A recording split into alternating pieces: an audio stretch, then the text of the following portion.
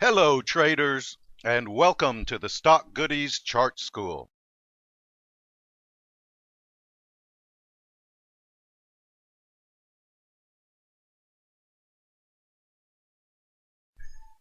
The average directional index, or ADX, and the minus directional indicator, which is also known as minus DI, and the plus directional indicator, also known as plus DI, represents a group of directional movement indicators that form a trading system developed by Wells Wilder and presented in his 1978 book, New Concepts in Technical Trading Systems.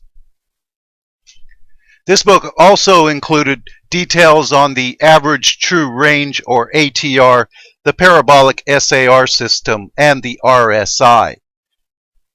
And all of these were developed before the computer age, and Wilder's indicators are incredibly detailed in their calculation and have withstood the test of time.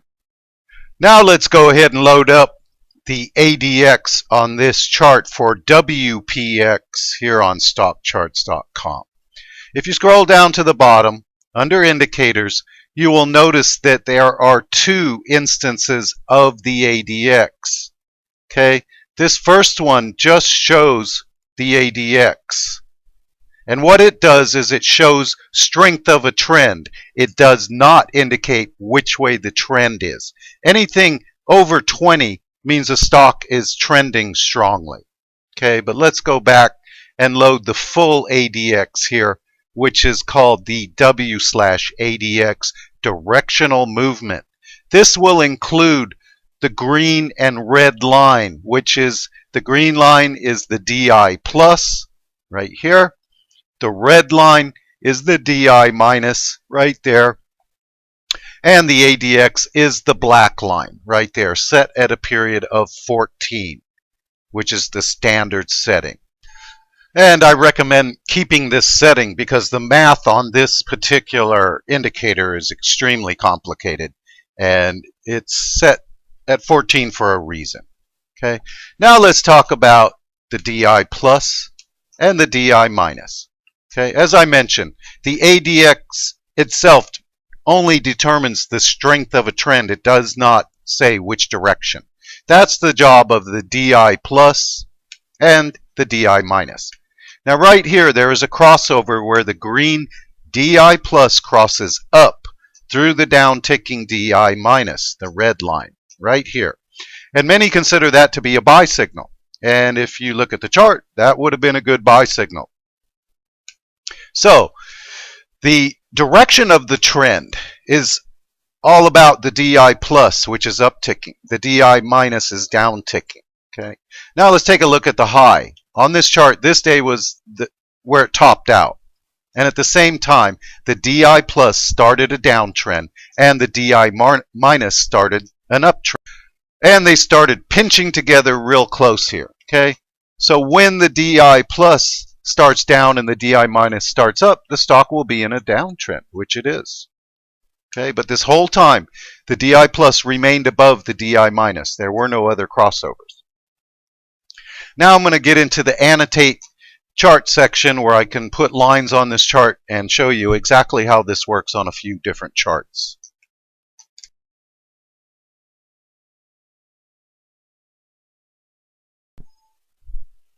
Let's take a look at some of the buy signals the DIs have given on this chart. Okay, we're looking for the DI plus below the red DI minus and crossing up through it. Okay, here's the first one, right about there.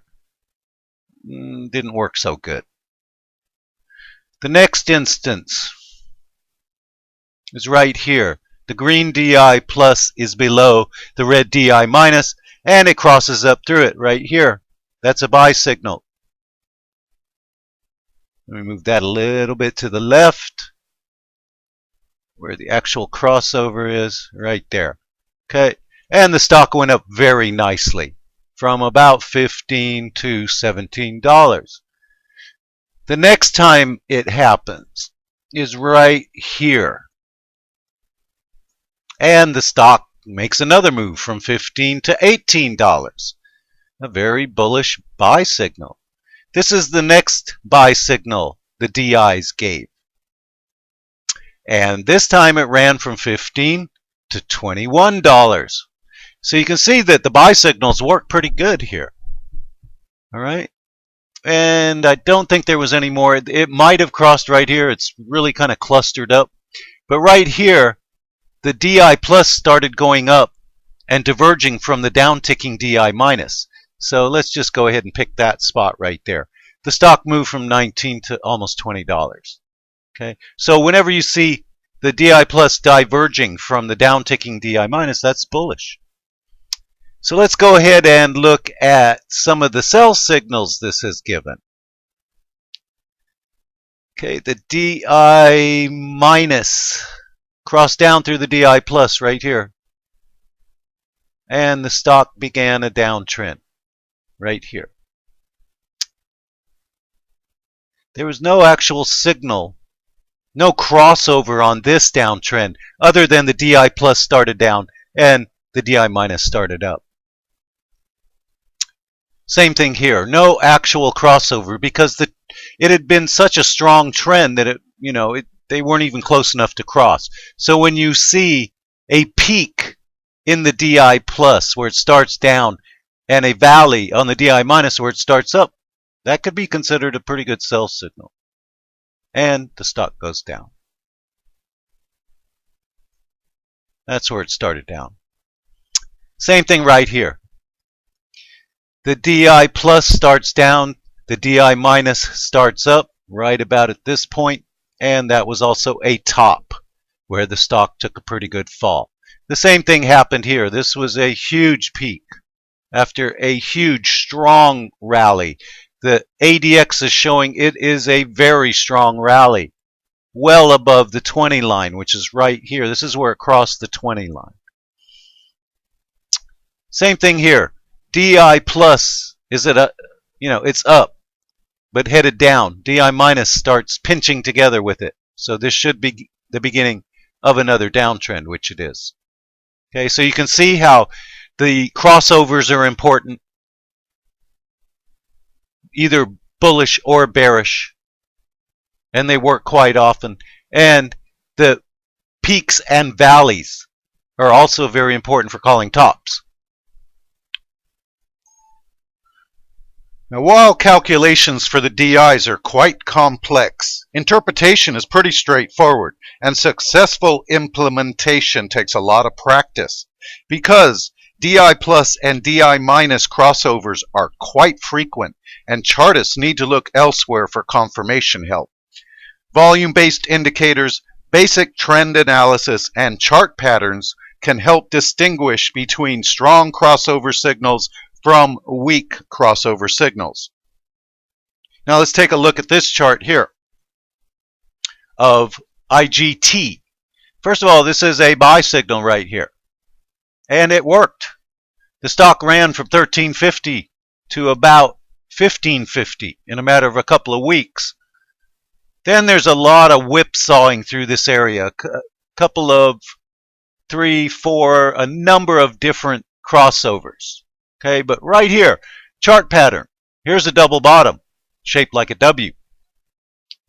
Okay, the breakout was right here, and then it pulled back a little and then finally broke out. Okay, but right here was the DI crossover that signaled the DI plus up through the DI minus, right as the chart was breaking out above the resistance here at the neckline of the double bottom chart pattern. Okay, so that's what they mean by, chart patterns, volume. Volume wasn't real big on that breakout. Got a big red spike, sent it down, but then a lot of green days, okay, that started sending it up. Here's where it really took off on big volume. A little bit choppy there. Here's another DI plus crossing up through the DI minus. Stock ran from about $17 to almost $19 on that particular crossover. And as you can see, the DI plus started moving up sharply while the DI minus started moving down sharply. And in this case, the chart pattern was a bullish cup and There's the handle, which is a bullish chart pattern. And right here, the stock broke above the neckline resistance between the cup and handle and broke out on big volume. So that's what they're saying about look for volume, look for a chart pattern, and that confirms the DI plus crossing up through the DI minus.